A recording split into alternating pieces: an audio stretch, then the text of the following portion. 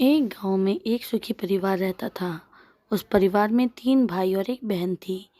उनके माँ बाप उन चारों से बेहद प्यार करते थे, मगर बीच वाले बेटे से थोड़ा परेशान थे, क्योंकि बड़ा बेटा पढ़ लिख कर डॉक्टर बन गया था और छोटा भी पढ़ लिख कर इंजीनियर बन गया था।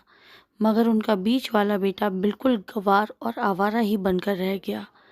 अब उनके 2 बेटे डॉक्टर और इंजीनियर ने शादी भी कर ली थी और कुछ महीनों बाद ही उनकी बेटी की भी एक अच्छे घराने में शादी हो गई थी। मगर बीच वाला बेटा अभी भी कुंवारा ही था, क्योंकि वो बिल्कुल अनपढ़ था और कहीं पर मजदूरी का छोटा सा काम करता था। इसलिए उसे शादी के लिए भी कोई लड़की नहीं मिली थी और उसके माँ बाप उससे बहुत परेशान हो चुके थे। अब जब भी उसकी बहन अपने मायके आती तो पहले वो अपने डॉक्टर और इंजीनियर भाइयों से मिलती थी, उसके बाद ही चौथे भाई का नंबर आता था। मगर बीच वाले भाई से वो कम ही मिलती थी, क्योंकि वो उससे ज़्यादा पैसे नहीं दे पाता था, लेकिन फिर भी वो अपनी बहन से बहुत प्यार करता था। अब उनके पिताजी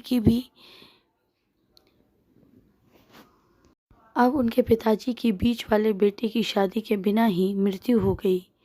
उनकी माँ ने सोचा, कहीं अब ऐसा ना हो कि ये सब बंटवारे की बात करने लगे, इसलिए अपनी ही गांव की एक सीधी सादी लड़की से अपने गंवार बेटे की शादी करवा दी। शादी होते ही अचानक कुछ हुआ। अब उसका अनपढ़ बेटा पूरा मन लगाकर काम करने लगा और पहले से कहीं ज़्यादा मेहनत भी करने लगा। अब तो उसे कोई भी दोस्त बुलाने आता तो वो यही कहता कि भाई, पहले तो मैं जैसे तैसे अकेला कमाकर खा लेता था, लेकिन अब मेरी शादी हो गई है। अब मुझे अपनी बीवी का भी ख्याल रखना पड़ता है, मुझे अपनी बीवी के लिए भी कमाना पड़ता है और कल को आने वाले बच्चों के लिए भी तो कुछ जोड़ना ही पड़ेगा। इसलिए दोस्त, अब मैं तेरे साथ नहीं घूम सकता। ये कहकर उसका गंवार लड़का अपने काम में लग जाता था। अब उसके दोनों भाई डॉक्टर और इंजीनियर आपस में ये बातें करते थे कि हम दोनों तो उस गंवार से कई ज़्यादा पैसे कमाते हैं, इसलिए हम सब घर और ज़मीन का बंटवारा आपस में ही कर लेते हैं। उसको देने की क्या ज़रूरत, और उस गंवार को हम ऐसे ही छोड़ देते हैं और उससे अलग हो जाते हैं, क्योंकि अब वो हमारे बराबर कभी भी नहीं कमा सकता।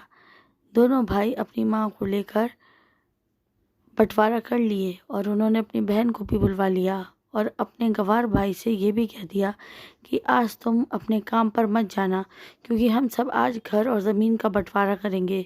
उसी वक्त उसकी बहन भी आ जाती है। तभी उसका गंवार भाई कहता है कि तुम दोनों लोग बंटवारा कर लो, मुझे जो भी देना हो दे देना, मैं शाम को आकर अंगूठा लगा दूंगा। तभी उसकी बहन कहती है, अरे बेवकूफ़, तू तो अनपढ़ ही रहेगा, ज़मीन का हिस्सा तो आमने सामने बैठकर ही होता है। तभी उसके दोनों भाई भी बीच वाले गंवार भाई को उल्टा सीधा कहने लगे। तब उसकी माँ भी उसे कहती है कि बेटा, आज तू काम पर मत जा, बंटवारा तेरे सामने ही होगा तो अच्छा ही होगा। उसी वक्त वकील भी आ जाता है। तभी वकील कहता है कि आपका सारा हिस्सा मिलाकर 10 बीघा ज़मीन है और आपका घर है। अब ये बताओ कि किसको कितना हिस्सा देना है, मैं उसी हिसाब से बंटवारे के कागज़ भी बना दूंगा।